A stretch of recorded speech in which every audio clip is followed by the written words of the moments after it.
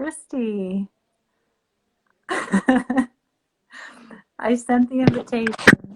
Yay! Hello. So nice to see you. Nice to see you as well. It's evening over there where you are, right? Yeah, it's 7. It Okay.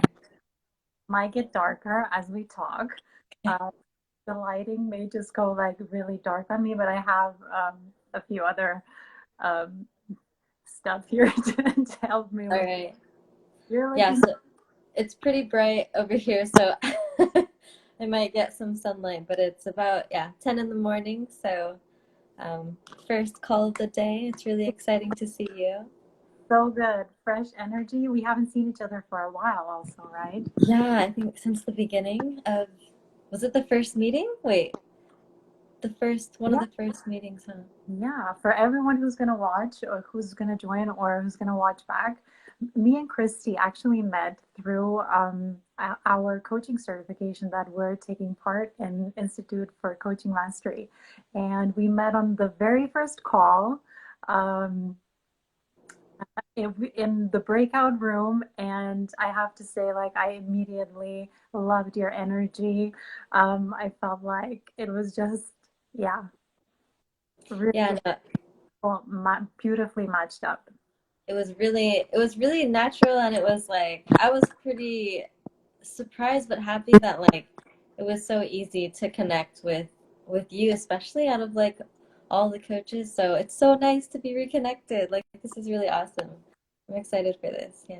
Me too. So what I really want to introduce you first of all, and I want you to tell us a bit more about what you do because you're a fellow coach. And so for everyone, Kristy is a career consultant and a life transitions and mindset coach, right? Yeah. And why don't you tell us what do you do, where people can find you? Because I think you're just like superwoman doing Yeah. all the things. I see you on Instagram, like rocking it, being super supportive. You have a mastermind coming up, so come on, share with us.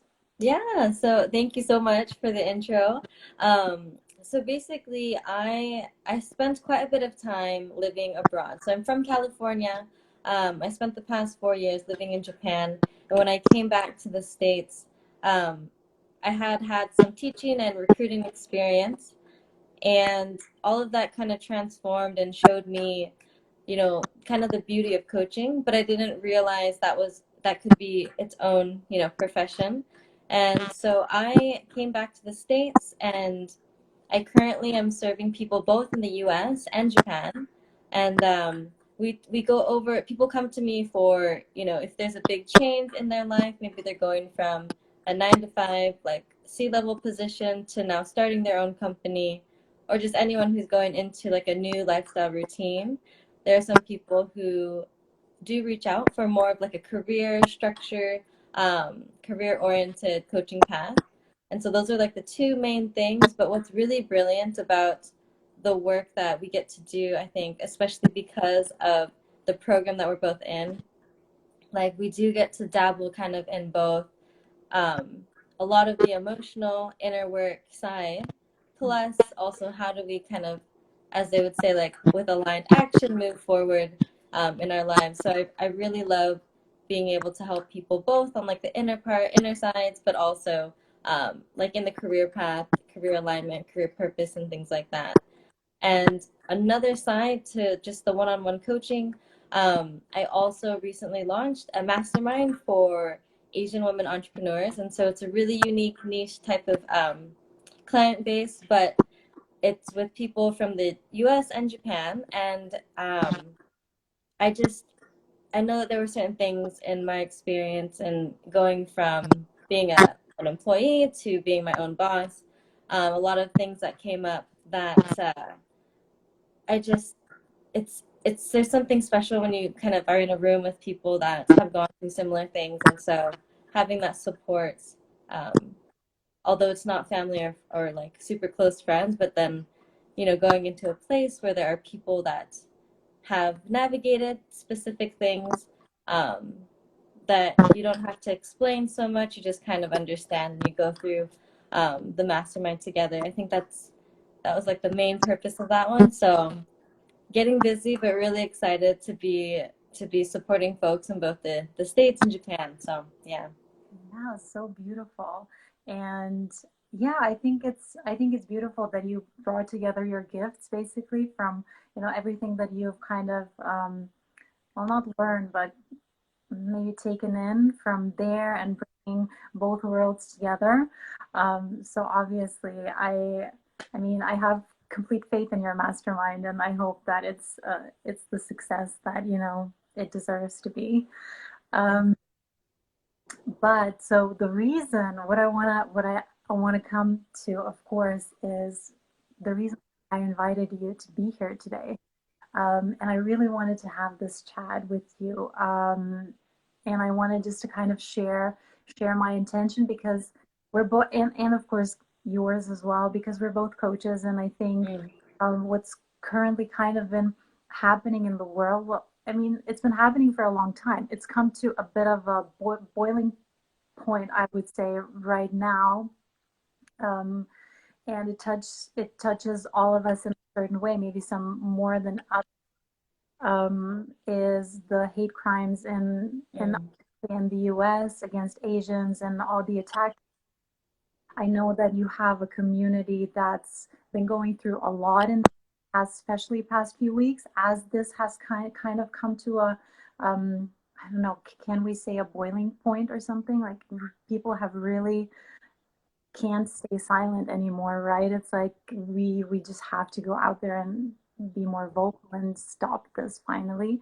And so the reason why we kind of got together is that I, on my end, really just want to raise awareness so that this doesn't go by people anymore. And so things like this kind of really get space to be shared and mm, um, to kind of help people navigate, for the ones that aren't aware how to kind of um, be more helpful, how to be more supportive, yeah, we can be more on your side, on the, side of the Asian community and be really there for you. And I think the other thing that was really important for us is to show people how to get through something like this um, with the inner strength and really kind of share what we know that can really support people in through any difficult time, especially when fear comes up, when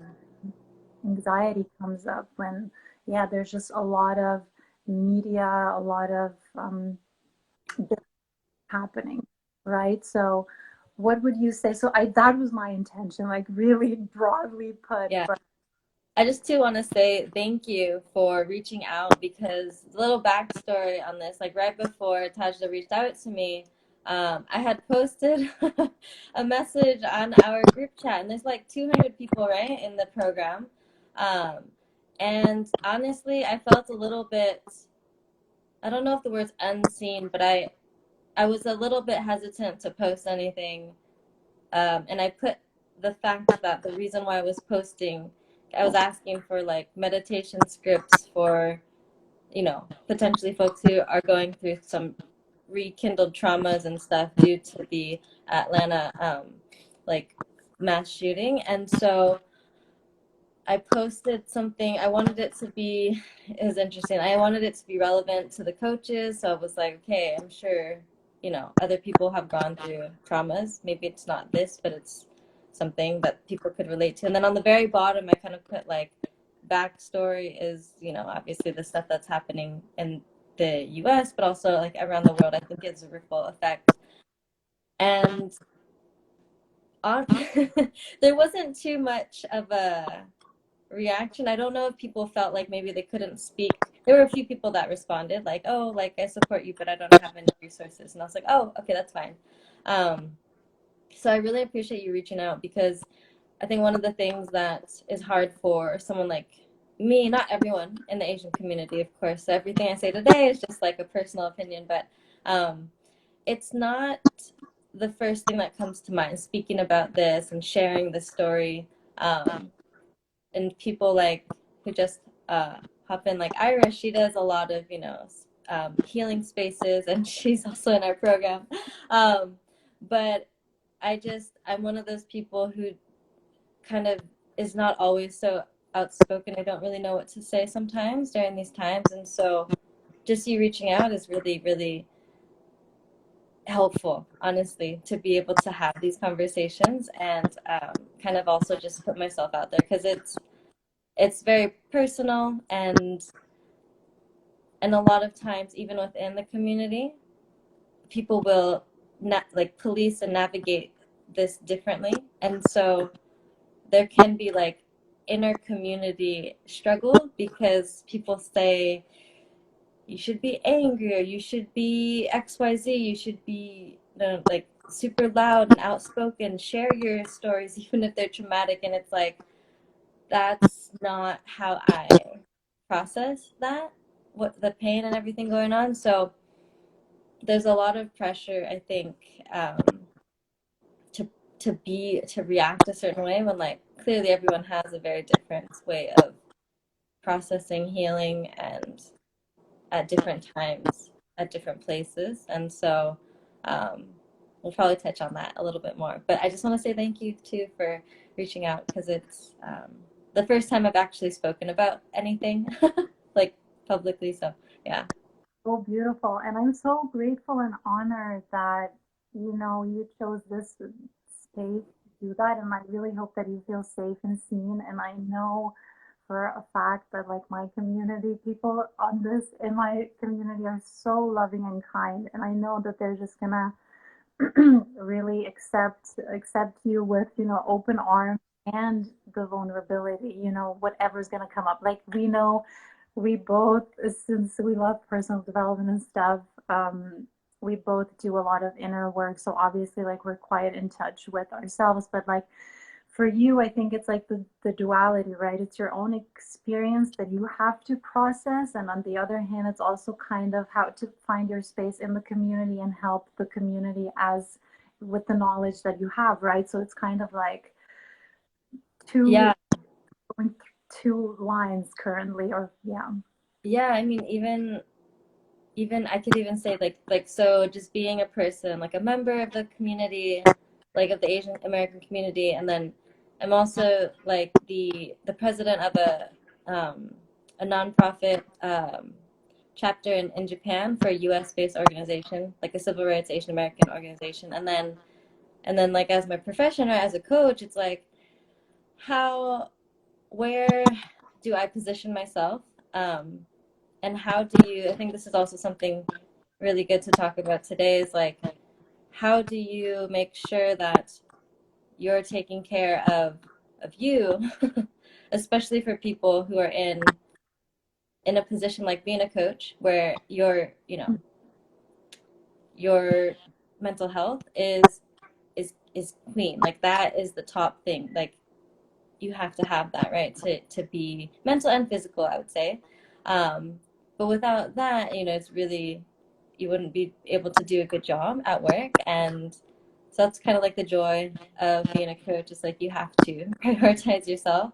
But it is hard when something like, this thing happens.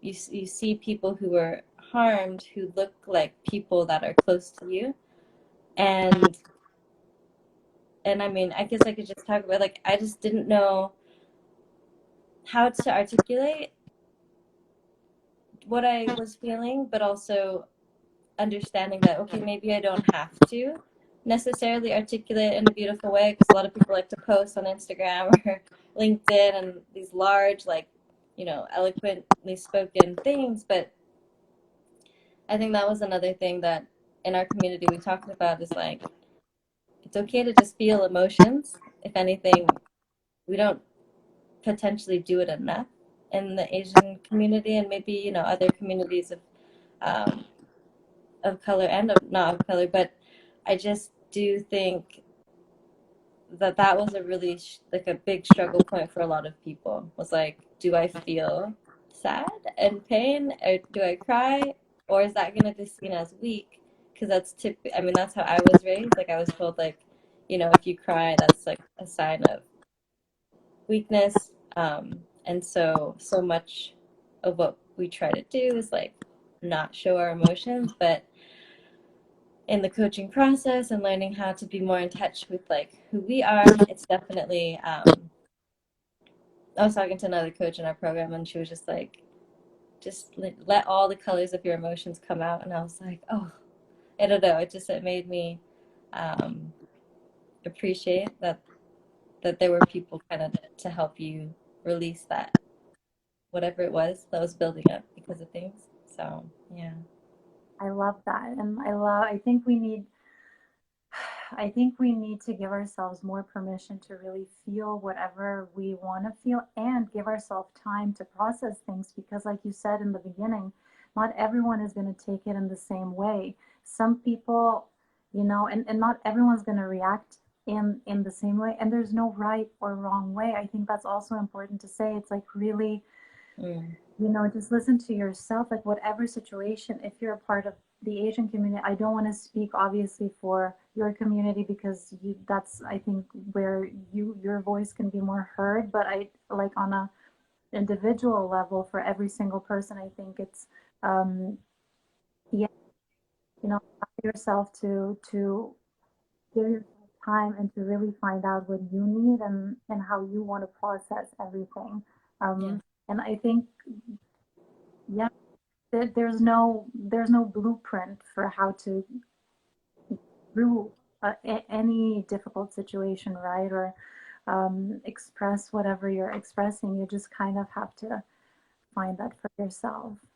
Yeah, and I think too this kind of new age, I don't know like what the age cutoff is if there is one, but I think the current like kind of world that we live in is so much more transparent in a way and not because people can talk behind the screen, but in a way so much of people's like thoughts, emotions and feelings are worn like on our sleeve. I don't know if that's the right term, but um there are ways that I think we can communicate certain thoughts that before maybe we weren't able to. And so I think yeah, social media is a tough one. Like I'm not sure about how I feel about it necessarily because it's I'll be honest, like um as someone who identifies as like Japanese American and just like going on to doing my work and like the daily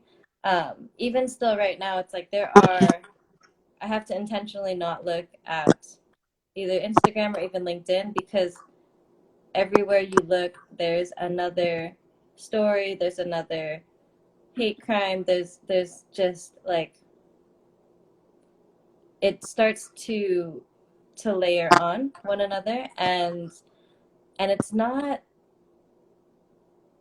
I guess I should be clear, it's not that I want to like erase it from my, mind, but at the same time, I know that I'm a very like empathetic person and so reading or watching a video that's quite violent towards the community or just towards anyone really, but especially now like towards the Asian community, it's like it has a pretty big impact on me emotionally. And I've noticed that it's been kind of a weight, and it was affecting like me being able to like focus in on my work and serve clients and stuff. And so um, it definitely is it's a little bit more cluttered, like going through work because there's just so much news and people sharing personal experiences that it's like you kind of are re-traumatized by reading people's stories, even though they're not necessarily our own. Um, it's that thought that like, oh, this could have been me that creeps in, and a lot of like negative, I think, projections potentially like come in, and it's exhausting. I don't know. Yeah, I don't know how else to say it, and I do also recognize like the Black community too, and I just knowing what has happened even before the George Floyd murder and protest, but like knowing kind of that experience from afar and watching that all happen and feeling the impact, even though it's a different community of color. And then now it's like, it's full on like your community. That shift was kind of tough, um, because a lot of us didn't know, what was okay to talk about openly at on work, like, I don't know, workspaces, I guess, like LinkedIn and stuff. Mhm. Um, and I think a lot of communities of color feel like there's a certain level of danger when we start to talk about racism or political things. And yeah, and people need jobs, so it's it's it's a tough thing to navigate, I think, especially in the workplace. But Yeah, I think, yeah, because it's the fear, right, that creeps in again. On one hand, it's like you said, what if something happens to me? And if you're constantly being exposed to information like yeah. that, it kind of it feels like you see danger everywhere. It doesn't, Mm, but it's true. right. It's true, and I think it's important for everyone to know that there's good and bad. There's, there are people who are here to support, and there are people who like have massive issues with themselves and need like help. Um, but yeah, that's, I think, the if you get drowned in fear, you kind of stop living your life, right? Because you think like, oh my God, and that's something that I don't want people to get taken over by fear and really not live their lives. And I think Mm, that's something that you're an advocate for also, like really navigate whatever's happening in your inner world, but still go into your life and live it, and don't hide, and don't be afraid of this. Um, I think so. Don't be afraid of danger everywhere, because I wouldn't want that for you. Like, I don't want you to go around the world thinking like everyone is, has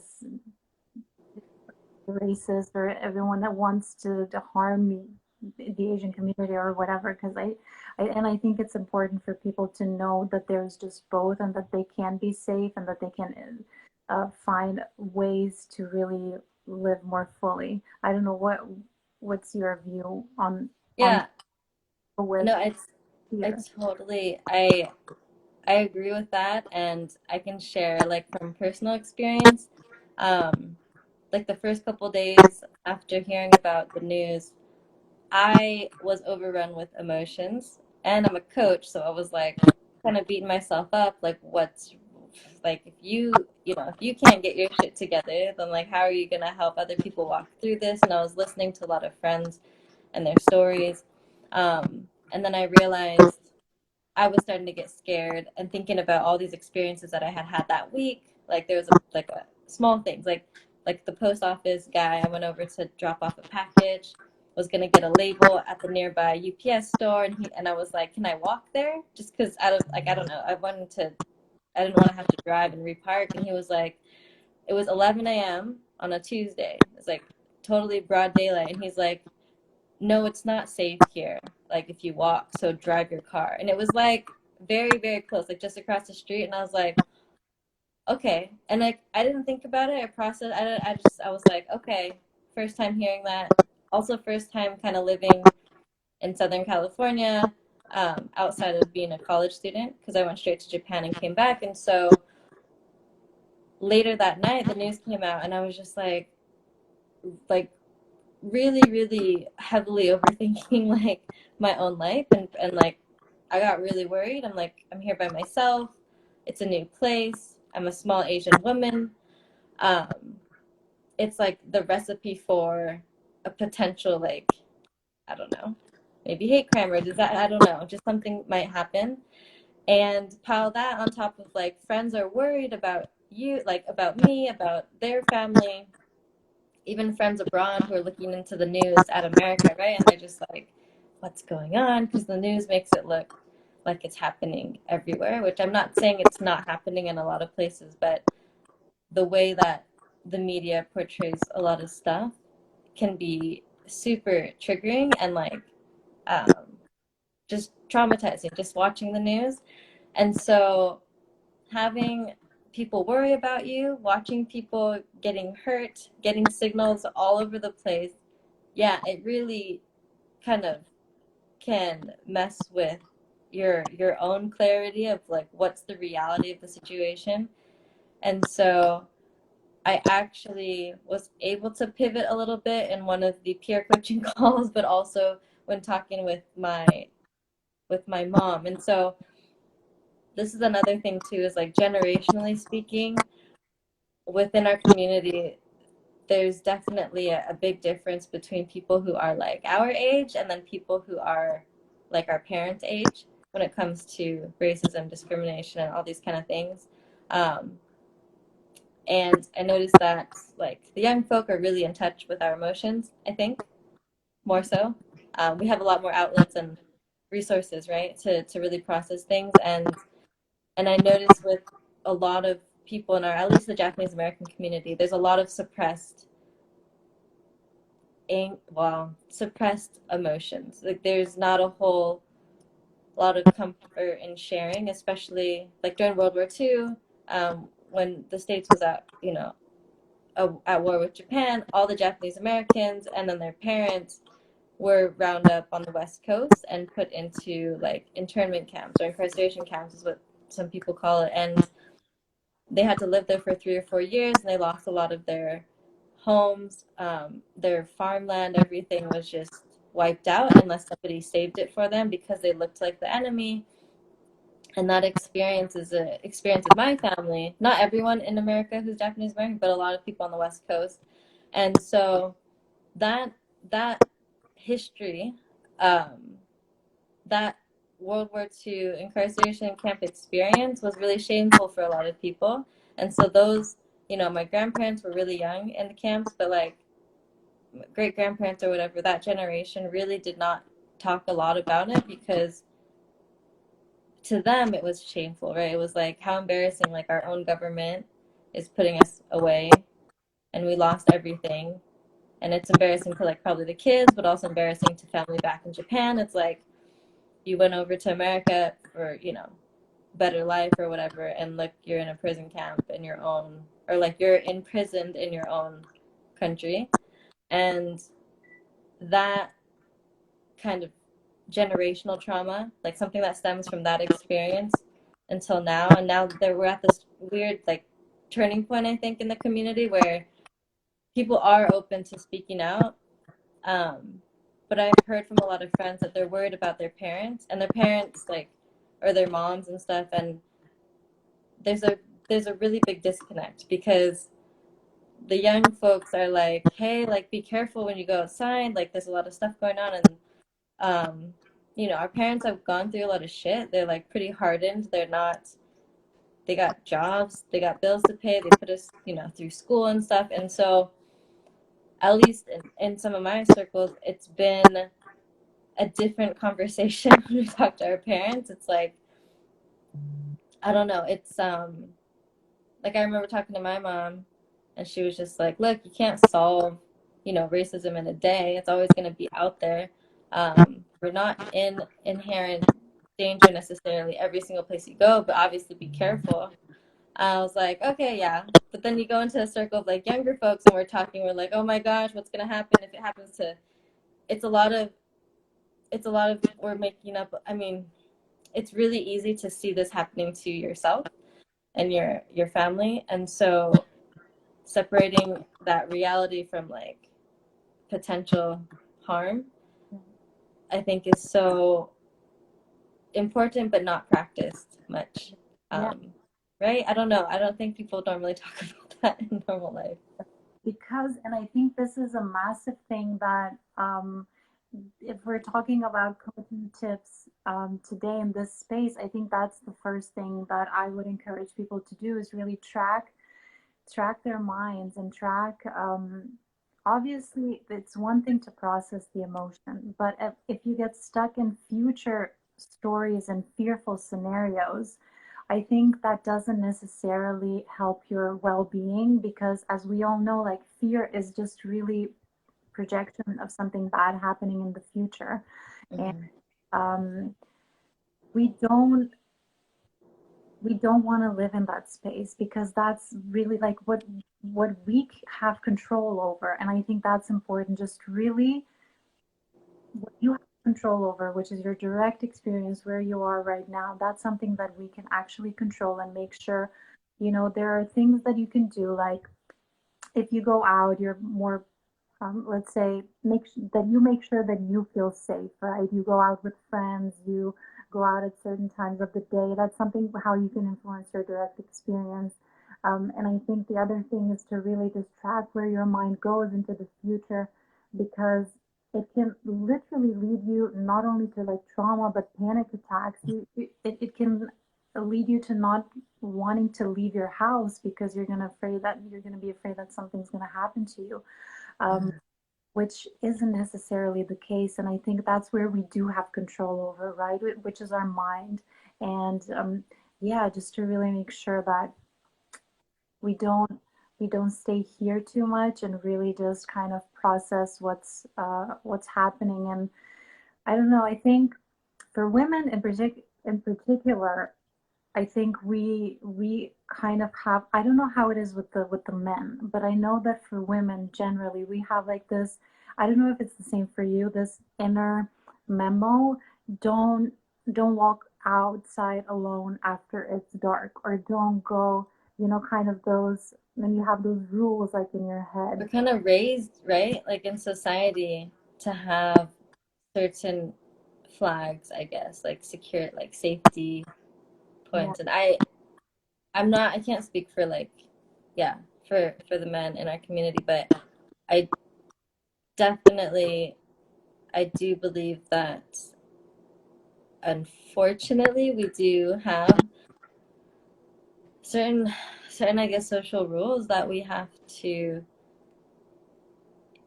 implement in our daily lives, because if not we could end up in a situation that's like not safe.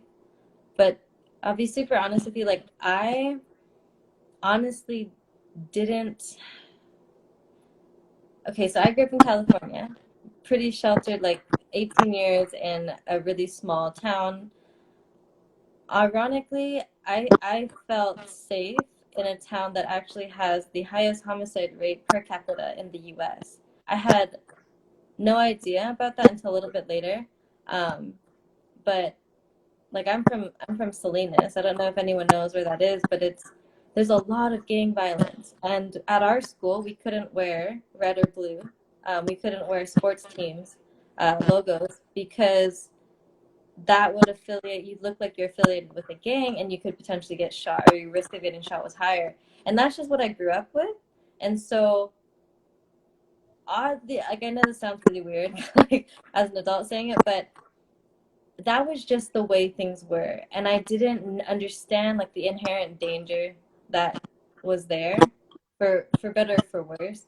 Um, and I wasn't really surrounded by that. Those commun like the gang communities were not necessarily where I lived, but I went to school with people like that were living in those areas. And so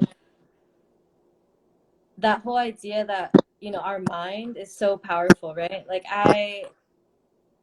it could also be ignorant, I think too. So the fact that I grew up in that setting, and I'm only now realizing now the real dangers that exist, I think that was a really big turning point for me, where like my bubble burst, and I was like, oh wow, okay, I actually really do need to make sure that I'm not going grocery shopping at night.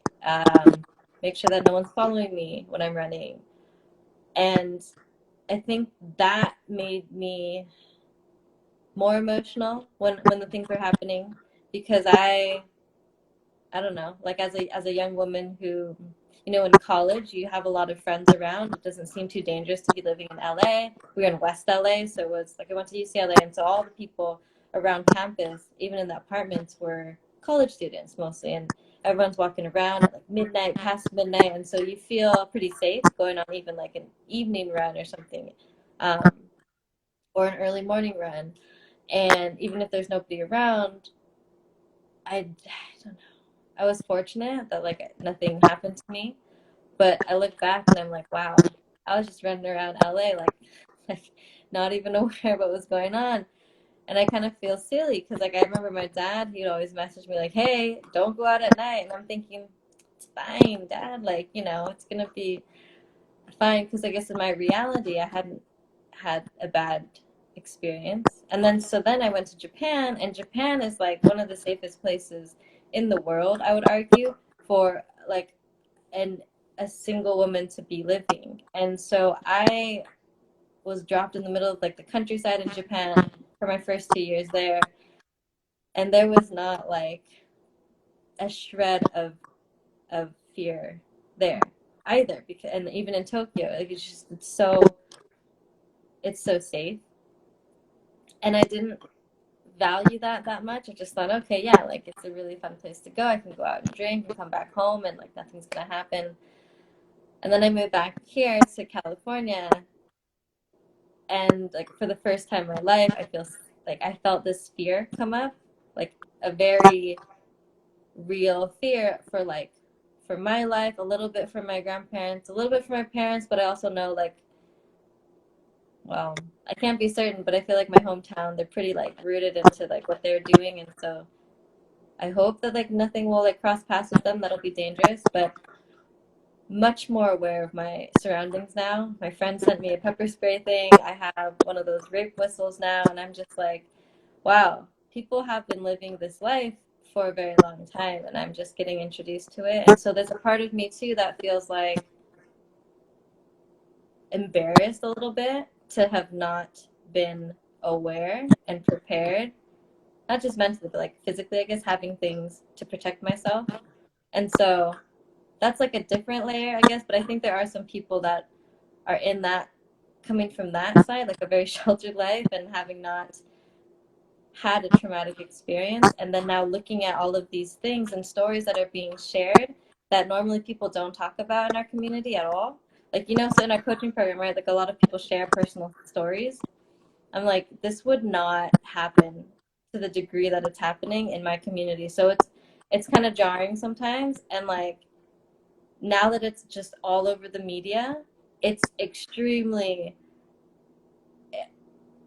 just it's hard to describe. Like it's a lot coming out, and so I think there's a lot of juggling of like intake of these these lived experiences, not just stories, like people we know having experiences with racism and hatred, and not just now, but sorry, I'll finish this thought and soon.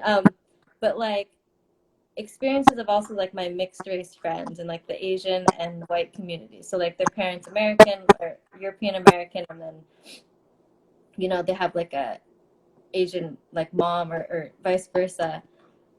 And then the trauma of growing up in both the U.S. and Japan, having been bullied for being uh, Asian or not Asian enough or not white enough, and all these things are starting to like come up again for friends in light of all this stuff going on and all the people sharing their stories. And I'm just like, there's a discussion around that community too, who feels some people feel like, well, how can I speak out if I look white passing, but I'm Asian, so like my family's Asian, so I get it, and I've gotten discriminated against, but it's like, but should I let other people share their story? So there's a lot of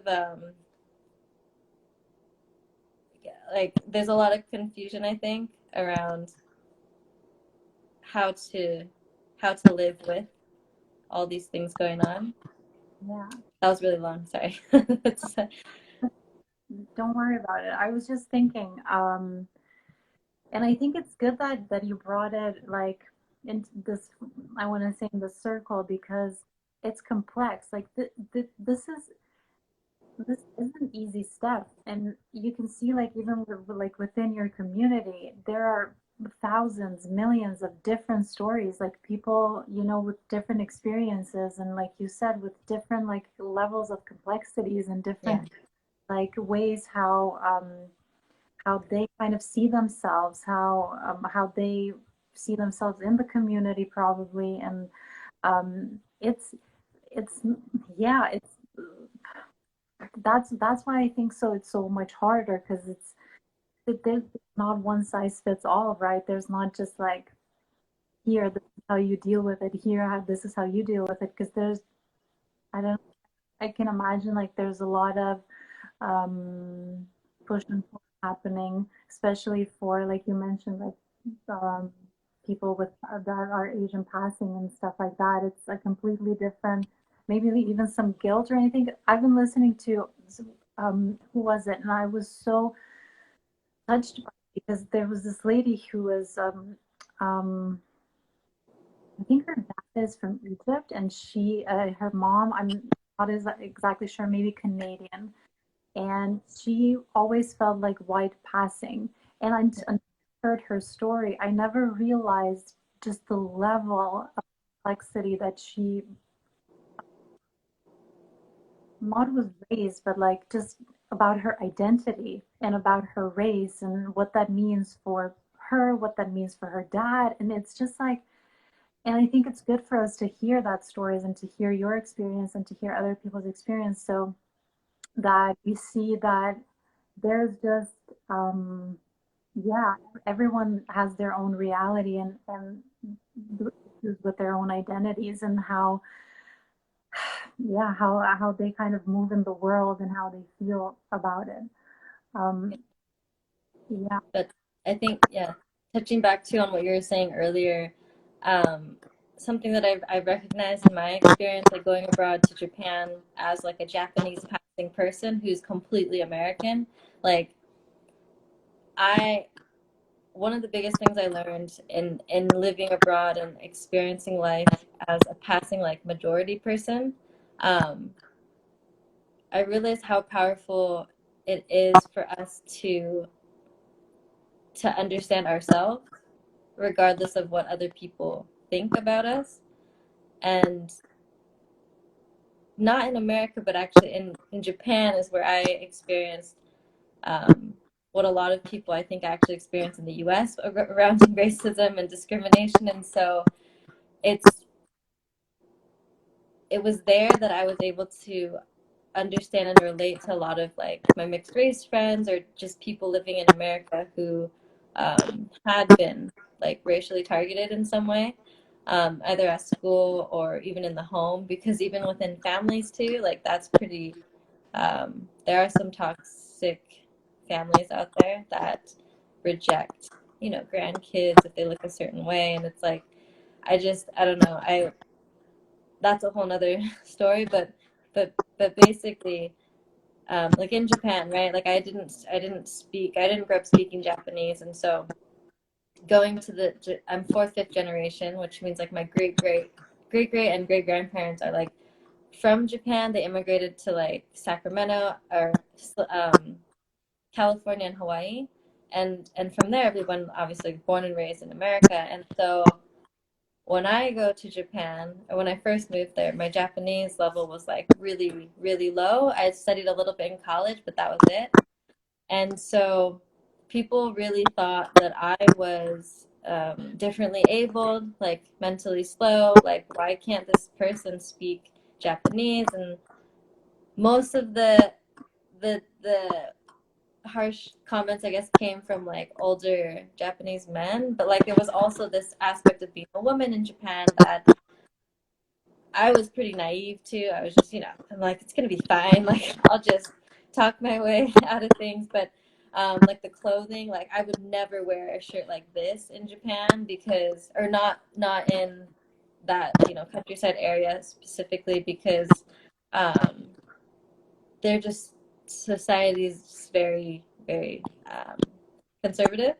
Um, and and I tried so hard in the first like couple months to just fit in and to just be this person that they saw me as, which was like a Japanese woman, and it was so exhausting and like not working well. And then at some point, I talked to one of my friend's parents who had this experience, like living in America and coming back to Japan. And he was just like, just be yourself in Japan. You don't have to be exactly like, you know, what these people are telling you should be, because it doesn't matter. You're American, and just be that. And so weird, but like that gave me permission to like be myself. And I don't know why it's just like not something we just think about on our own. I think because we're just living our daily lives, and everything around us is just signaling to us like what we should be doing, and so you try to like go with the flow and like fit into wherever you are. Um, and so what happened was after that mind shift though, like yeah, I can be, you know, whoever I want to be. That's okay. Even in a place that is really really strong, like there's a lot of societal pressure to be as like to conform to society in Japan. Like it's really strong, um, and to be able to give yourself permission to like not conform all the time, um, had a huge impact on the way I even like received certain comments. Like before that conversation, I used to be super like thin, like my skin was really like not hard, like not thick skinned at all. Like I was every comment I took as like a wow, this must be true type of thing. Um, so I must fix something, or you know, I must do something better. Like because if they're telling me they're Japanese, so obviously, you know, something's wrong with me type of mentality. So I went from that to being like, oh, that's their opinion. That's fine. I know who I am. There was a little bit more of a buffer. And then some of the things that I was hearing before that I got triggered by, I realized, or I could see it more compassionately. And I was like, oh, they're just worried about my safety, or they're just worried about what I'm doing because I'm like a foreigner in a different country, and so they don't know if I know where I'm going and stuff like that. And it was bizarre. It changed the whole environment for me. Just being able to give myself permission to be myself. And I know that it might be a little bit of a tangent, but I think in relation to like what we're talking about, um, society tells us, you know, how to deal with certain things, right? Like grief and pain, um, and a lot of times when we don't know what's okay to do, we just subscribe to whatever information is coming into us. Um, but I think a lot of times, you know, finding the answers within ourselves, being able to talk about stuff like this with somebody so that you can, like even a coach or whatever, like so that you can see something in a different light and just reframe your mindset, I think is really powerful. So with identity, with you know this idea that you're living in perpetual fear, which is like what a lot of people are feeling, I think, right now in the Asian community. Um, yeah, there's a whole lot of inner work, I think, that's tied up in how we perceive the world around us. Yeah. Yeah. And back to your point, there was something that you mentioned that I really wanted to, yeah, give yourself permission to be yourself. I think that was something, I think generally so many of us just want to like on one hand fit in and be like just be accepted, just be hi Jess, we see you, thank you for joining. um, we we just want to fit in so bad, and like my personal experience is like, and we're willing to conform just to be accepted, and weirdly that's where you get the least accepted, when you put yourself in that little box and you feel like I need to be this, and you chip a Mm, part of yourself and another part of yourself, and you make yourself presentable or lovable or whatever. And I feel like that's where people don't really see you, how you shine or how we shine, and they go, that's where, yeah, kind of it starts with us, right? If we don't accept ourselves, we're not going to find acceptance outside. And when we actually, when we see ourselves in our fullness and like everything that we have to offer, and we really take ownership of what we are and who we are, and like, yes, I'm this, but I'm also this.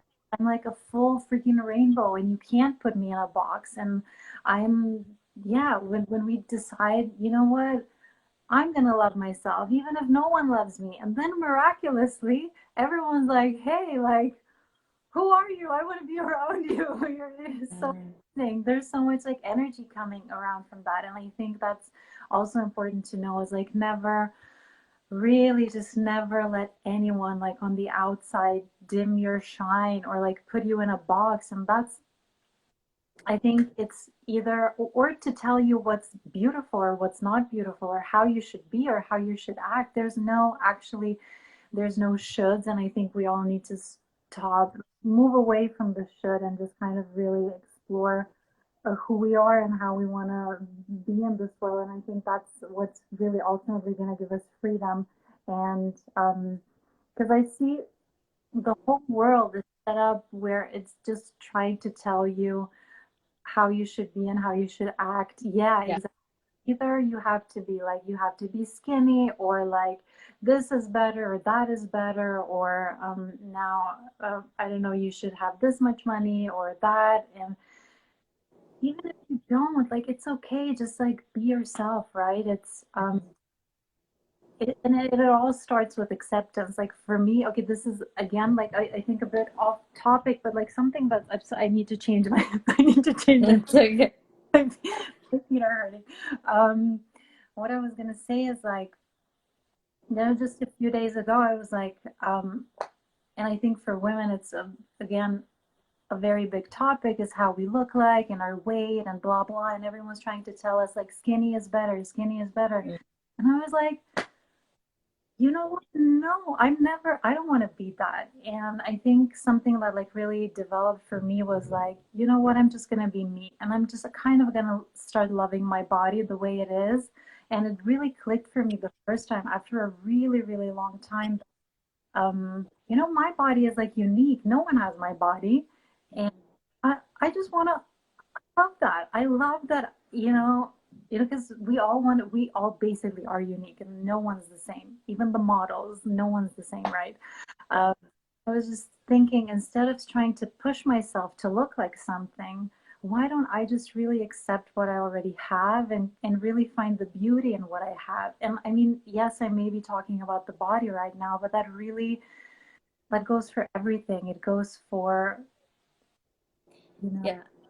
I was gonna say that is like a complete like connection to some discussions even so in our community there are people that have been sharing stories about how they grew up wanting to be white like they're Asian and um, a lot of people viewed like folks who were white getting better treatment or being able to fit into the school group better and it's just like it it blows my mind um, that a child could grow up wanting to look like different you know what I mean and like it starts so young and I think what's happened too in the community a little bit more is that like you're starting to see that effect right now because there's there's this comfort and if you assimilate enough into being like I don't know white America. I don't know what exactly that even is, but like if you assimilate enough to be so Americanized that you kind of like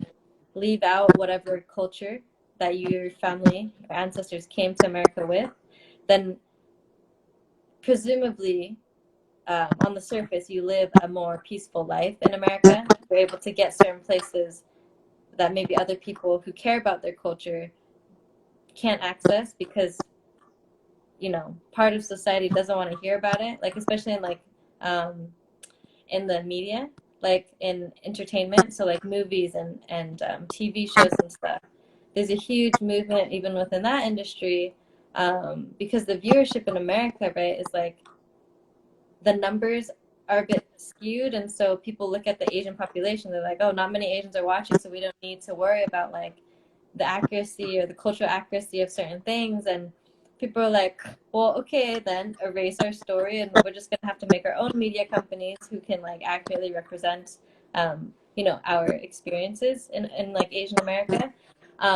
But that whole idea of that you were talking about, like society telling you to be a certain way I think that that definitely has like a really big impact on women, right, around the world, and just um, not just body image, but like how we act and how we do or don't speak out about certain things, um, and and the potential dangers at some point that like that can present. I know there was also this topic about like, okay, like we want to be strong, like powerful Asian women, like because we're always, you know, in the movies or whatever, we're always seen as like this like very docile, like passive, quiet person.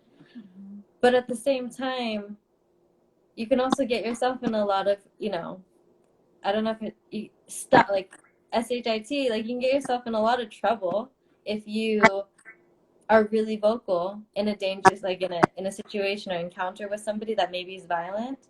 Like yes, you can speak back at them and like try to be like really tough, or you can be passive and kind of leave the scenario, but like more, I don't know, I do think that there might be a heightened danger if we do go out of that stereotype, because people also don't expect that, and then they get even more angry when they see a loud like Asian woman. They're like, it's like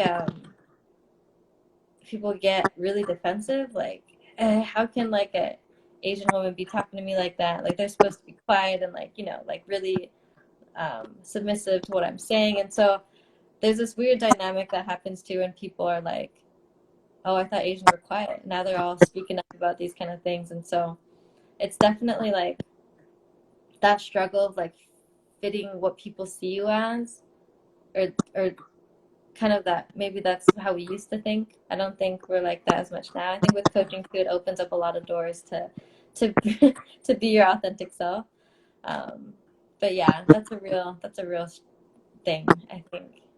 And again, like it just adds another layer of complexity because like the more we talk, and I think this is why it's important to have this conversation so that people see that it's just there's so many layers. There's so many layers you have to like go through to work through. And I think I'm so happy that you're willing to share your perspective and your story. And I really hope that you know, whenever you feel ready to like, yeah, share more or not. I don't know, however you want. I do think that your voice matters. Obviously, your experience matters.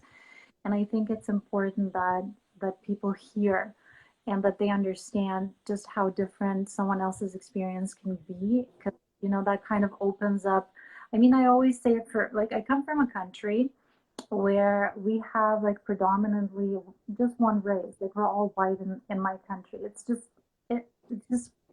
always been like this. I don't know, it's like middle of Europe or whatever.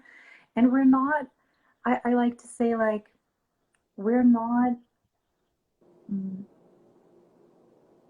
racist in a, how do I say that? In like in a harmful way, but like in an ignorant way. Just because like we've never had the experience. And I know that there's a lot of people like in my country that what I really want to get across is like you're ignorant, but you still need to learn. Like there are other people out there who just don't have the same experience as you do. And that's where we need to really check ourselves and be like, okay, so how have I been brought up? And something that I love that we did actually in the program was checking our bias and really seeing, hey, how was I raised and what's my view on this? And I really firmly think that the work that's on my side and like on everyone who comes from the privileged, white privilege, or however we want to call it, our work where I really see as like one awareness to know, hey, like you were more privileged than you've ever thought you were. And second, like how have you been brought up? And third, don't stay silent. And something that I've seen for myself, for example, for me it's just come to a point where I'm like, I can't not say anything anymore. Like I can't.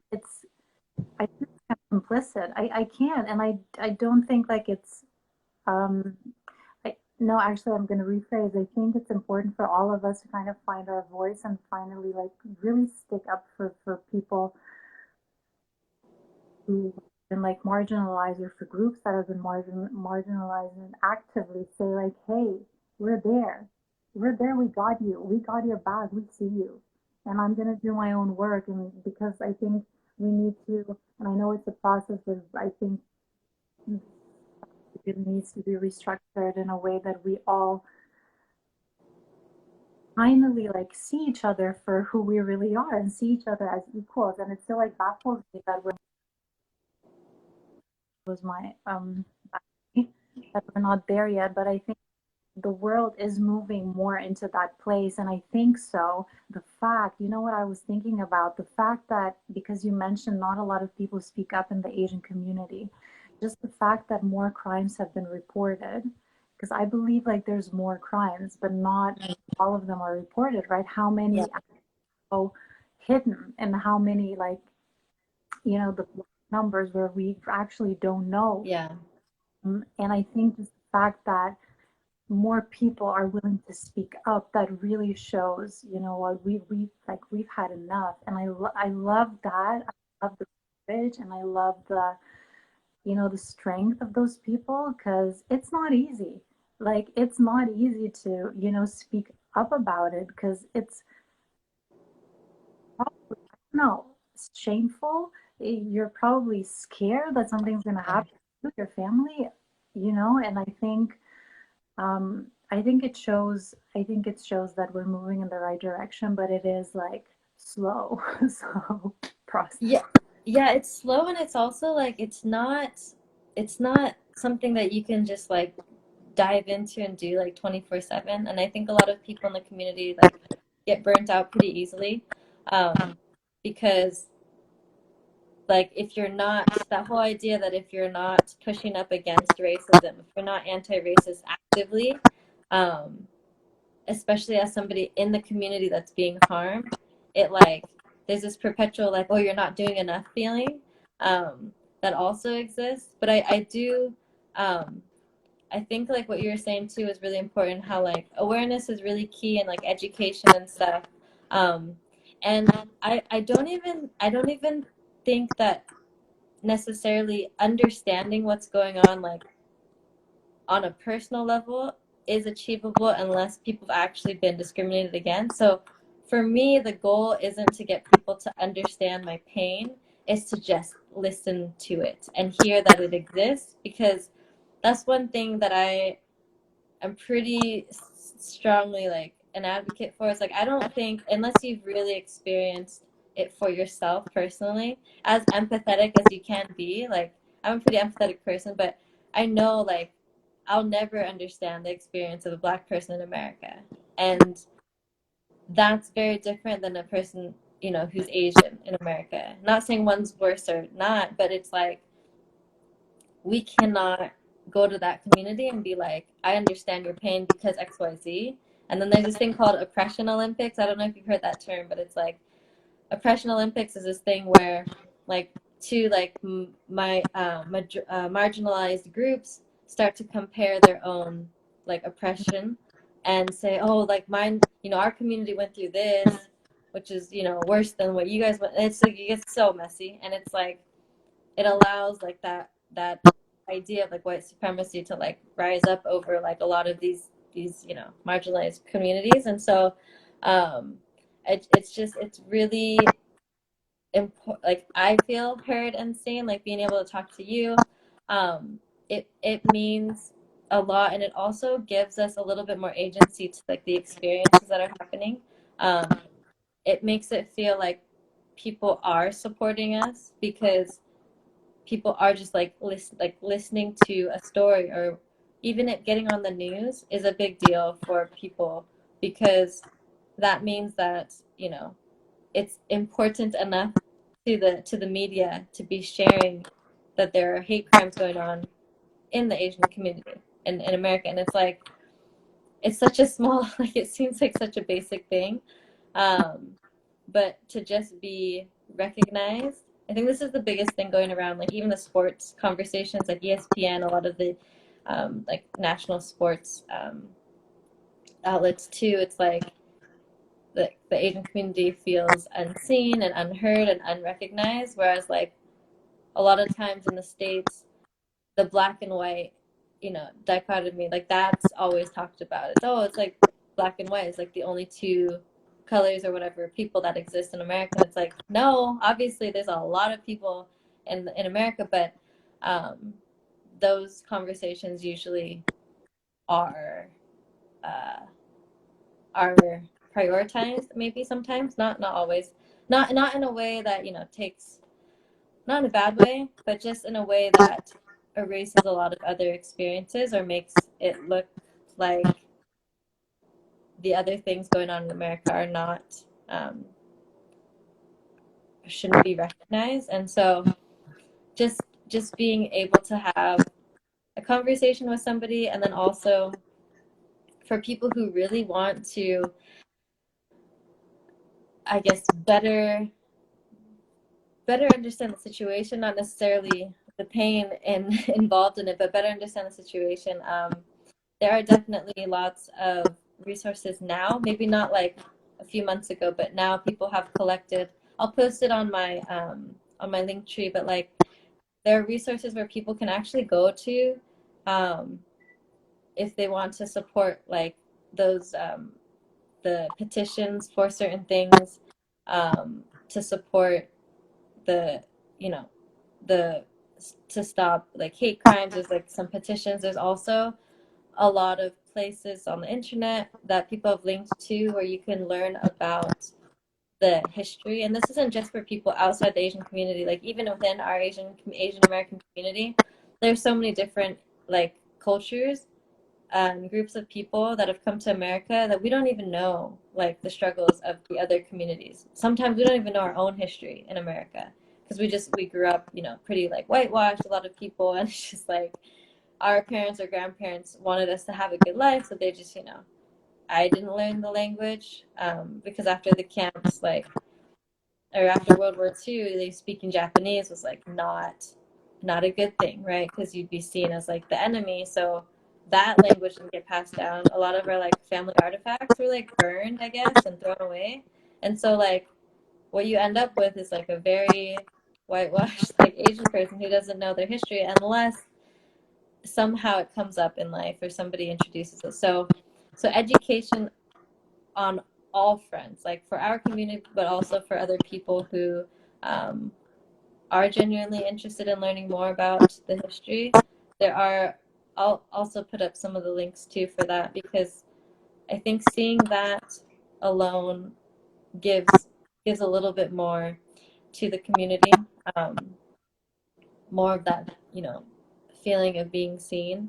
And I think at this point that's most of what I would say people in my community, like in my corner of the community, um, people just, yeah, want to be able to process things on their own time, but also not be, what is it called? Like, not be told, like, hey, this isn't a big deal. Just like, suck it up and just move on with your life. Like, there's more important things. Like, I think that's another thing that I would hear a lot from like the older generation is like, oh, you're so sensitive, or like, why do you let this get to your head? Like, be stronger. Like, just, just kind of suppress your emotions, stop being too emotional, don't cry, that kind of stuff. And that's so dangerous. So I don't know. I guess just to tell anyone, like, if you do end up talking and being an open ear to somebody, um, last thing you want to do is like negate somebody's like felt experiences. Because that even happened in my own family. Like, um, I was like telling my dad, I was like, yeah, I'm a little bit more scared now. I never was before, but hearing about these things was a bit scary. He was like, what's in Atlanta? Nothing's gonna affect you here. And I was just like, that's not that's not what you want to hear. That's not what you want to tell someone when they're being vulnerable with you and just saying like they're scared. And so um, it's a small thing, but being a compassionate listener, I think goes a long way. especially when opening these dialogues. So you're really good at that, and I appreciate being able to share this with you today. So happy that I'm so happy that you shared. It was, oh my God, there was so much. And before you, I don't know, you know what I really want to do, like to compact, like really compact it together before we leave, because I just checked the time and I was like, what? How is it 10 past 8 already? Um, Yeah, how much, just before we move on, how much time do you have just to kind of time manage? Do you have to run in like 3 minutes? I'm okay. I'm okay on time. Yeah. Cool. Then you know what? Let me let me get my charger so it Okay. doesn't Yeah. Sounds good. Sounds good. die on me. But so what I was thinking, what I really want to do before we leave is on one hand to I'm just gonna hold it in my hand. This is gonna be a shaky shakier part, but what we could do is just really for people in your community or people going through a difficult situation right now, I think what would be super helpful is to really give them 3 to 4 very direct tips what they can do right now to kind of get through the situation. You mentioned a lot of it through our chat, but I think it's always helpful to like really break it down, these 4 things or 3 things, whatever, that could be really, really. Yeah. Um, I think there are a couple of things that maybe I'll share too that like have come up within the past week and a half. I feel like it hasn't even feels like it's been a long time, but it's really been a quite short amount of time. Um, some things that have been like top of mind for me has been like learning how to um, how to really surrender to my emotions and like just be okay with feeling things that I'm not used to feeling. Um, and another thing with that is like being allowing yourself to endure pain or like painful experiences and hear them while also experiencing joy at the same time. It's a very weird thing, but that's come up quite a bit recently because there are also some really amazing things happening in the Asian American community, especially with like certain I don't know certain like awards even in like in media with like Minari and all these other celebrations happening at the same like in tow with the violence against Asian Americans, and it's like I know I and a lot of other people have struggled with that stark difference like in the community because on one hand, yeah, you want to like celebrate the great steps forward or whatever we've been making, and on the other hand, it's like you're starting GoFundMe pages for people who've lost like their mom or their family member, and it's like that's that's kind of been weighing on me. And so some of the ways that like I've been able to better separate my own experiences from what's happening like around the US is actually kind of one of the basic things that a lot of people will say is like take time away from the screens, the TV, the news outlets. A lot of times you'll see on Instagram too, there'll be this TW or CW, and that means trigger warning or content warning. Not all of the posts on the internet or even on TV, I think they usually mention it, but sometimes on the internet people don't.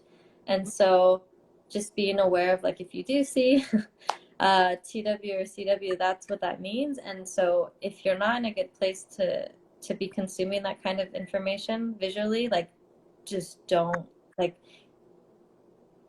be brave and just don't watch it. Like you don't have to know about every single hate crime that's going on in right now to be a good like Asian. I don't know, like some people feel like they need to be aware of what's going on, but without recognizing what it does emotionally to you, it can be really dangerous. So cut out the screen time, at least, yeah, half of it.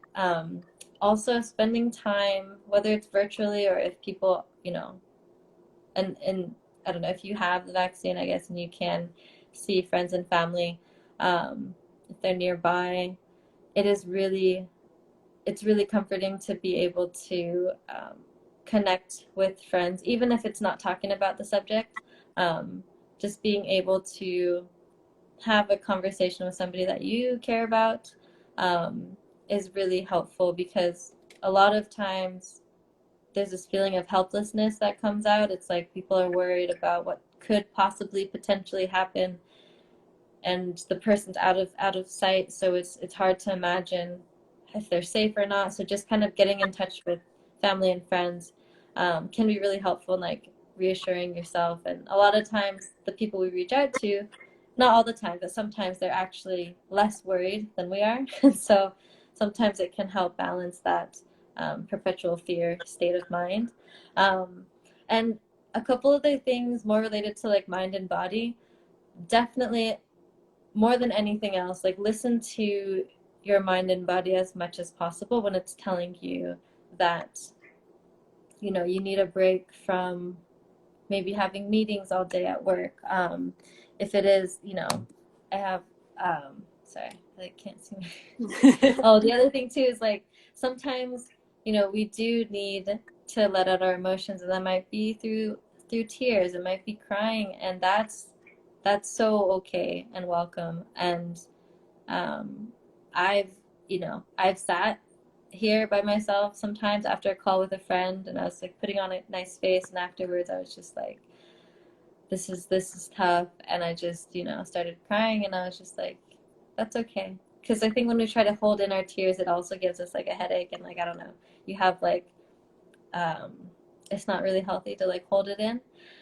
And on that, just reminding yourself that it's not a weakness to show emotion, um, and let the it just flow out of you. Just don't ignore, you know, what your mind and body are telling you, because more than anything, I think we don't want to suppress the feelings that we have. And I think that's, at least speaking to the Asian community, like that's very much how our like elders took care of things. It was just suppressing so much to the point that you just kind of become dull, and you just like really can't feel anything like that anymore. So it's okay to have feelings and emotions, and even if you can't feel like you're processing it super well, that's okay too. And just being able to sit in your emotions is actually really powerful. So hoping that people can take those bits away. So no screen time, spend time with loved ones, and listen to your mind and body, and just let your emotions be there, because there's a lot going on, and if we get too caught up in our minds and creating these stories of fear and danger surrounding us everywhere we go, um, it can have like a pretty long lasting effect, I think, long term. So um, yeah, just definitely take care of ourselves, and we'll be okay. Yeah, and I would even add to that, you know, if first of all, I love that you're modeling and modeling expressing your emotions, because people need to see like it's important for us to be vocal about it. It's completely fine. It's actually it's wanted. And I think the more we talk about it and the more we normalize it, the more, you know, people are going to be able to open up. And even like you say, mm, older generations, you know, parents, grandparents, when they see us be vulnerable, we kind of give them Mm, permission to be vulnerable. And it may take a lot of time, you know, until they like even open up this much. But um, we create change even though we don't really know it. Um, mm, and the other thing I wanted to say was, oh, now I lost it. I had two things, but definitely I love that, and I think it's going to give permission to a lot of people to be vulnerable and to know that it's okay. Okay, now it came back to me. I also want to say, if anyone is really hurting and they're in pain, please just always know that there's therapy, there's coaching, there's communities that you can go to. You don't have to go through anything on your own. I think that's so important. You don't have to. And if you feel like there's a lot of pressure in a certain community, because like you say, maybe like in the Asian community right now, there's also a lot of push and pull because you're supposed to be this type of person and you're supposed to be this type of advocate. And if that's not supporting you right now, find something that does. And it's okay. And you can, like, when you find that inner strength and you find your voice, then you can go back to there, right? But I think just know that there are options. Like Kristy is a coach, she's amazing. I'm a coach. There's a bunch of amazing people out there that do either healing work. There's so many things like healing work, like astrology. Like, I don't know, you can go to a therapist, psychiatrist, psychologist. There are options. I just don't want people, to leave thinking that there's nothing out there, there's no one out there. There are options. I think that's something that I really want to get across. Like, you always can find it. And if you don't find an option for yourself, come to me or to Kristy and we'll give you options. Like, we can refer you to other people to find you something that is going to support you. So I think, yeah, I think that's just something I stand very firmly with, that no one ever thinks that they're alone. Yeah, Not. yeah. And I think too, even if it's not like a practicing therapist, because I know some people, at least in the States, I don't know about your insurance over there, but like we No. don't have like universal health care. So I know it's like really, there are some websites though that have like affordable pricing, like a scale for trained therapists and licensed therapy. Um, but at the same time, I think as you're saying, like it's so powerful to just reach out to somebody that you trust, and it doesn't have to be um, it doesn't always have to be like a professional in the field. Obviously, if it's something like a traumatic event that's happened, like definitely talk to a professional. If it's something that is kind of really, really strongly rooted, but if it is just wanting to express something, finding a trusted friend, I think alone that just having a side conversation with one person is so powerful, right? Yeah.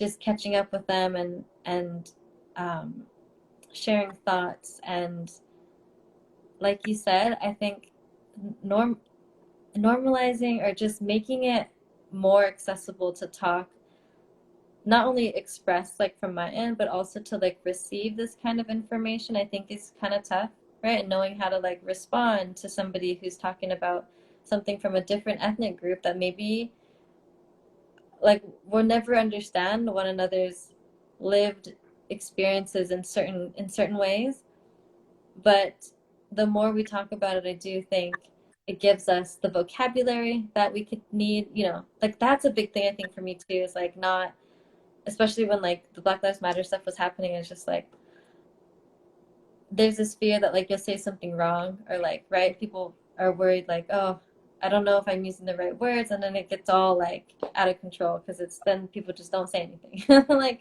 or they don't want to, or they say something wrong and then it blows up. And so um I'm just guilty of that. And I don't want, like, I think it's important to be, like you say, yeah, for us to get the vocabulary so that we're able to actually express it. And you know what? yeah, It's better. I don't know how you look at this, but I feel like it's better to say something and say it wrong and mess up yeah, than to not say anything at all. Like, that was my personal journey where I was like, oh my God, what am I going to say something wrong? And now I'm just like, you know what? I rather say something. And if I say it wrong, my God, then you're just going to correct me and I'm going to learn. And yeah, that's totally fine. And then next time I'm going to say it like, in a good way. exactly.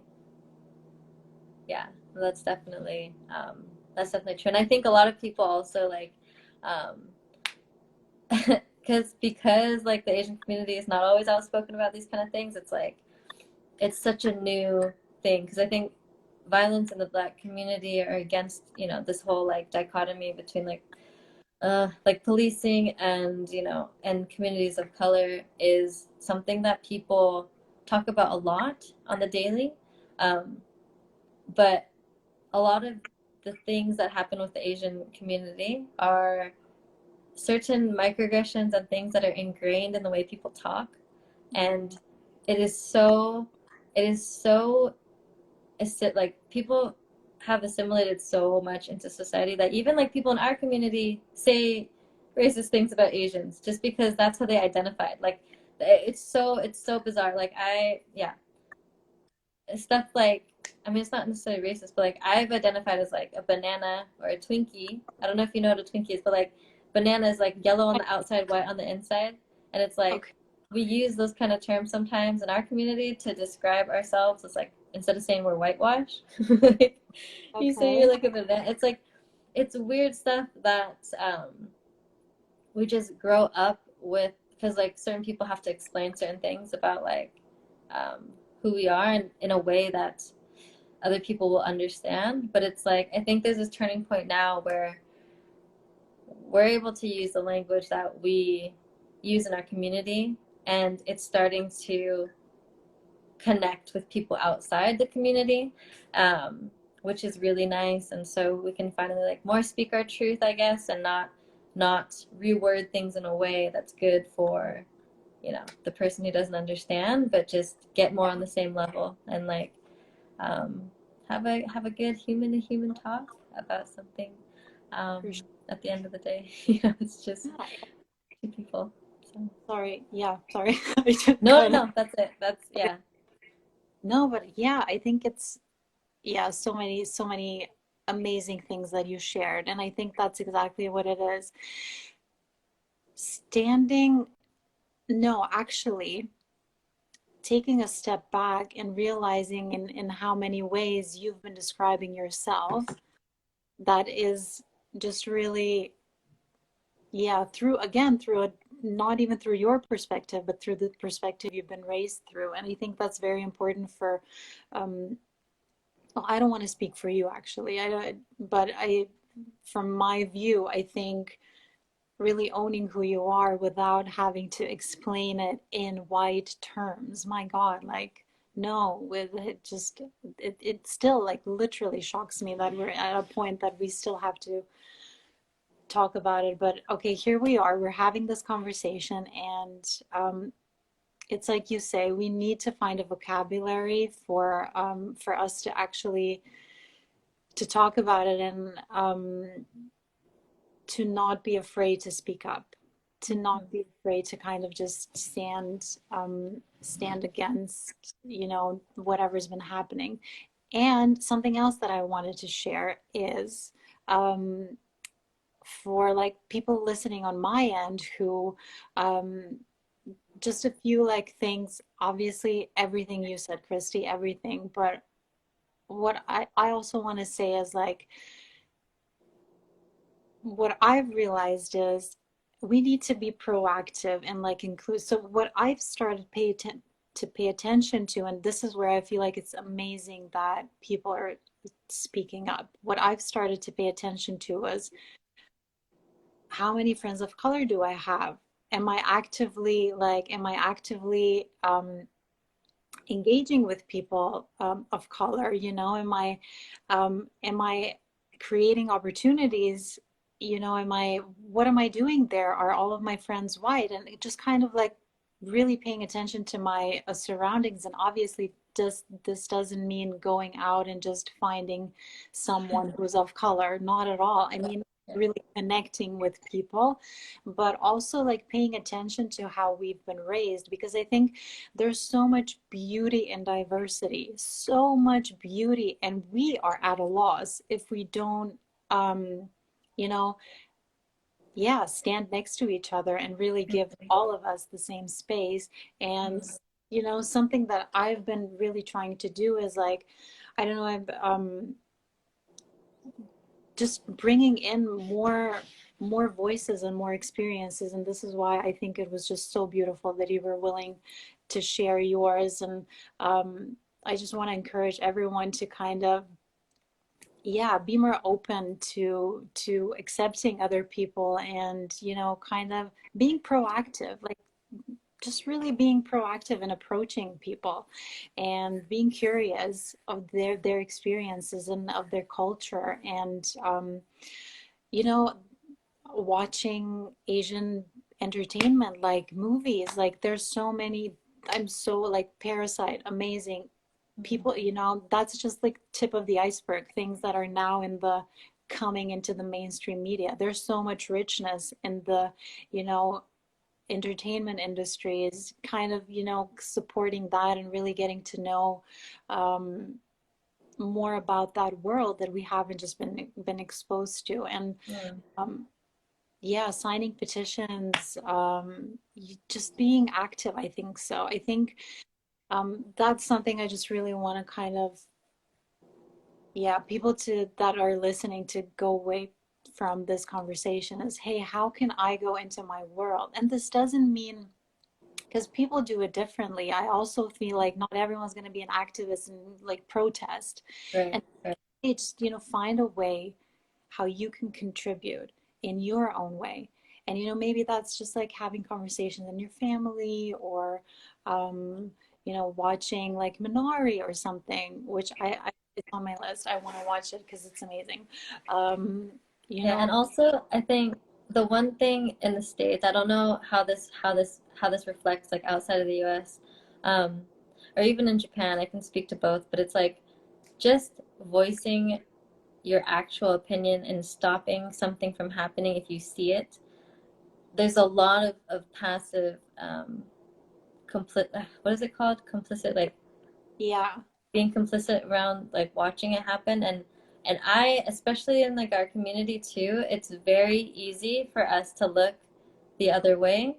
And so speaking to our to our brothers and sisters too, it's like if you see something happening, like speak up about it in that moment, because if you just let it happen, even like, oh, it's not happening to me, so I'm not going to touch that, it's like that's a place where I think a lot of bystanders, especially people, maybe white folks who watch things happen, um, and just don't want to get involved because it's like, oh, like that looks like dangerous. I'm gonna just walk away, like it's not happening. Like there are people who obviously intervene if they're capable. Like a lot of men, I think, are able to more than women, specifically because of like safety reasons. But um, calling out like something if somebody says something racist, just like, just doesn't have to be violent, just but just challenge it and just be like, oh, why do you think that? Or like, give voice to the fact that that probably shouldn't have been said. And just that small thing, like if there was more of that, I think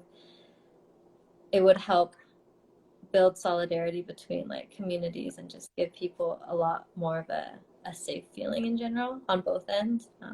But yeah, yeah.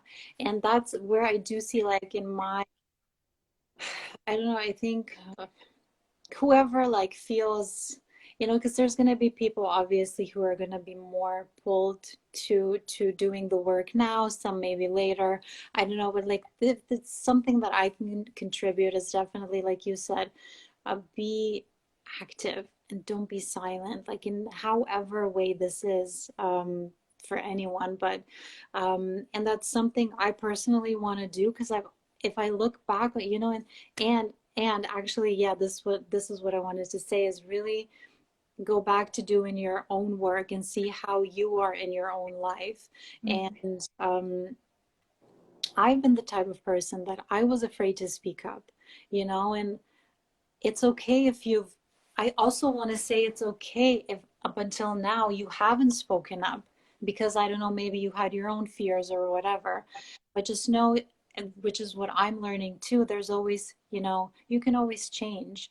And Mm. I think big thing that I want to take with me into, you know, my future or whatever in my life is really be vocal, like it exactly on the topic that you just mentioned. I'm so happy that you mentioned it and that it didn't slip through us because I think it's so important. Like for me, I really want to be that person that isn't silent if I see something happening. um I don't know, that's just something, that's how I want to live my life, really, kind of, because you always know, it's like one of you feel it in your, like, I think a part of you which is like, you know, the to go a bit more like esoteric, on the soul level, we always want to help when we always feel the injustice when it's happening. Mm. We always do want to vocalize it, but then the fear comes and it's like, no, don't, 'cause something might happen to you, blah blah blah blah blah. Yeah. To really listen to that voice if you see something and be like, hey, that's not okay, that's not okay. Mm. and just kind of take the person out of the kind of situation, or like offer safety. And I think white people don't really realize that there is they sometimes do have a stronger voice, which is sad and horrible, but which in situations with racist people, that's where like they can actually like help and be like, Mm. no, this isn't okay, and just be a mirror to them that this should not be happening by, and really protect the person like right next to them, right? I don't know. How do you see that? Yeah, no, I think it definitely there's this thing about being told something by somebody who does look like you, right? It comes differently. It comes off differently. Like if I were to tell someone, "Hey, stop doing that," and then like somebody's saying something discriminatory, but I'm not the same, background as that person. It's there's always in America it's quite unfortunate, but it's like we see through the color lens like for so much of our lives. Not everyone, but it's always there. So sometimes it is easier for people to take in information from somebody who looks like them. Um, and so in that way, if if it is that, a white person is, talking kind of racist or making racist, remarks to somebody of color, it can be it can like kind of de-escalate, I think, the situation if somebody also of that same background, so someone who's also white comes in as is like, one kind of putting themselves in between, being like, okay, are you okay? Like asking the person who's kind of being um who's being discriminated against, like first if you're okay, and then if they're if they're okay, just kind of like help them find that like safe space. Recently there was this karate champion who's like Japanese American who was at a park, I guess, like playing basketball with her friend or working out on her own, and this guy, like it was a Caucasian guy who just came over and just started like yelling at her and saying stuff like, "I'm not afraid of you," like go back to where you're from. It's like super random stuff. And there were people watching this happen. And then eventually she like walked away. And then somebody came up to her and said, "Hey, are you okay?" But it's like she was more upset that nobody came to her side when it was happening. It was just like after the fact. Like, I understand too, like it's, yeah, like nobody wants to put themselves into danger, obviously. But um, it just kind of goes to show how uncomfortable I guess it is to stand up against and be anti-racist. Like, so everyone's got a lot of learning to do. Even like I said, in the Asian community, there may be Asian people who would do the same thing, right? It's not like a white or Asian thing. It's just that um, when there is a situation where you can safely intervene, definitely You're right. encourage that people stand up for what they think is right. Not doesn't matter who's, the oppressor or the person receiving the comments, but yeah, there's no reason to not say something, I think. Yeah, exactly. And um, I think the power that we all have is like really doing our own work, and finding, I don't know, just realizing that, you know, we're more powerful than we actually think, every single individual, and that will take away the fear Mm. of, if you're in that situation. And um, I think it's, that inner power that's more felt, the Mm. that where the person is like, okay, like it's like on an energetic level. I can't even stress that enough. So I think that's where, I don't know, I just really wanna, I'm also not the type of person who would be like, you have to do this and this and this. I feel like that doesn't really bring a lot, but I do just want to encourage everyone to, just like with curiosity, just like check in with yourself and check where you are in your life and check how you can help and what you can do and where you stand, and just kind of test the concepts that we've all been raised with and see, like, is this something that, Mm, that's my truth, um, mm, or is this something that's been given to me and I've kind of just been taking it for granted. And I think that's where our power lies, and that will open up, yeah, a bit more, I think so. um, this building solidarity that you talked about, because it's naturally going to open, like, if you do that, you're naturally going to be inviting everyone into your life, like people of mhm, all communities and all colors, because you're just going to see, like I say, this, the diversity that comes with it, of experiences, of cultures, is so beautiful. mm, You really don't want to miss it. You're not going to want to miss it. And I think, yeah, it just keep coming back to that, like, work on yourself, be there for others, share your voice, and just show that you're there and that you see people. And I think, yeah, for people in your community, for sure, everything that you said, um, or for people in difficult situations, like you said, talk to a friend, go away from TV like a little bit, just take care of yourself and just allow yourself to feel whatever you want to feel, and just know that you're never alone, right? yeah. And then reach out to either of us if you do have any thoughts. You can even just message. We don't have to chat on like the internet. It can just be messages themselves too are really nice, and it gives people, I think, I think that's also pretty easy of a step to take. Like you don't have to be vocal and like put yourself on like an IG live right with a friend, but um, a lot of the one thing I'll leave to at the end of this right now is that I have a friend who her name's Emmy, and she has her own like DEI company, and she's Japanese American mixed, and so she reached out to me during this time and she said something like, do you have what you need to feel safe, or do you have the community that you need to feel safe? And that sentence alone was really helpful, like knowing how to reach out to somebody with compassion, not say for example like, hey, there was a shooting, how are you doing? Like that's it's really hard to answer that kind of question. And I think a lot of people, maybe that's the typical question, like, how are you doing? Like, obviously not well. Like, what do you want me, like, how do you respond to that? So, asking, like, do you have what you need to support you right now?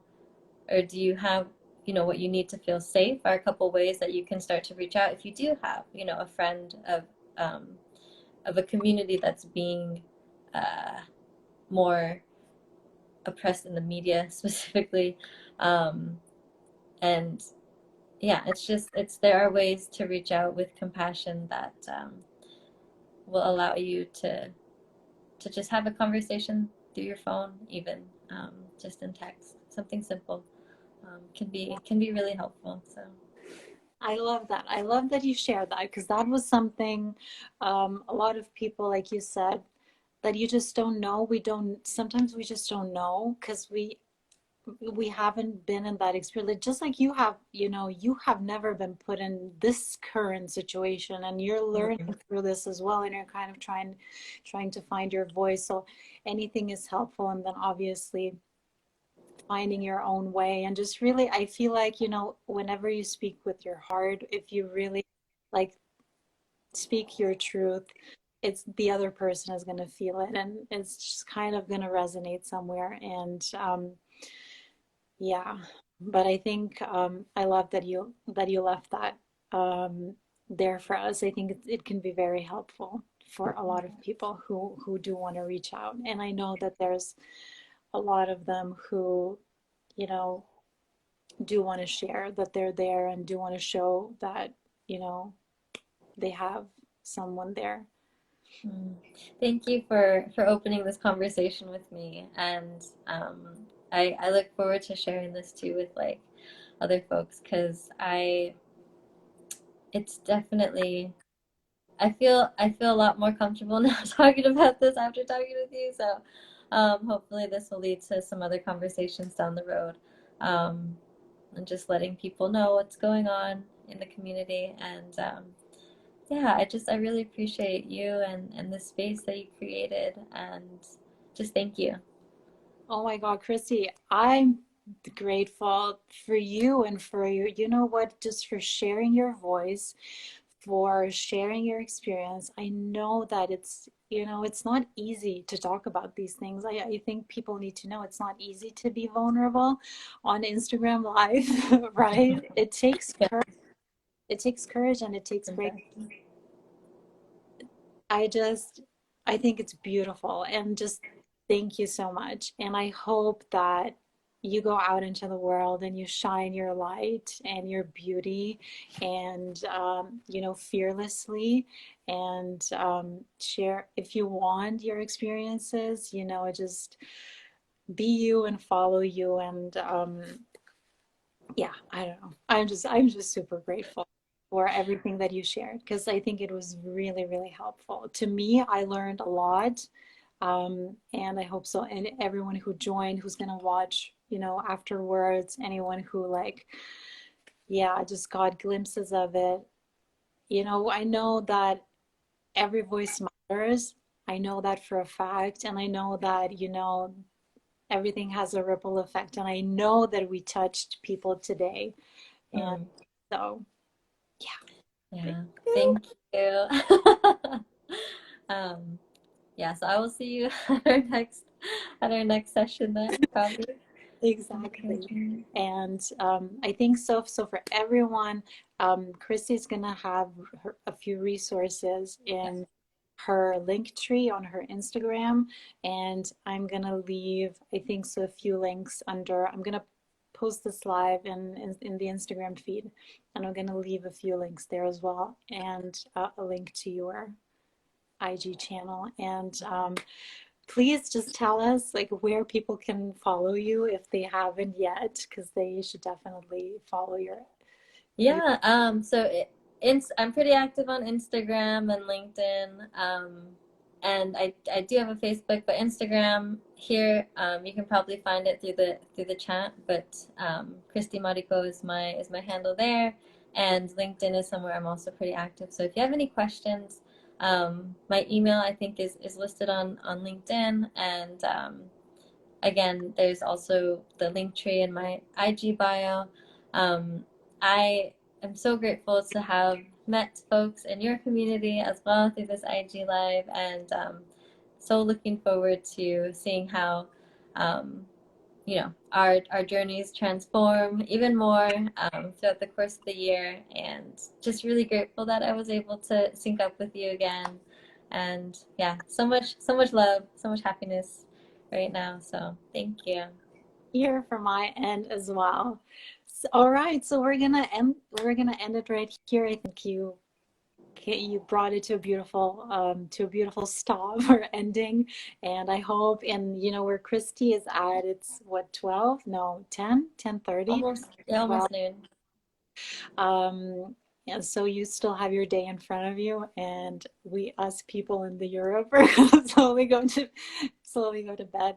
And yeah, we're gonna connect with people afterwards. And I'm just gonna stop talking because I feel like Yeah, have a good rest of your night. Sleep well, and we'll sync up again in the future. I'm looking forward to it. So, me too.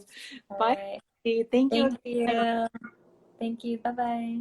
Bye.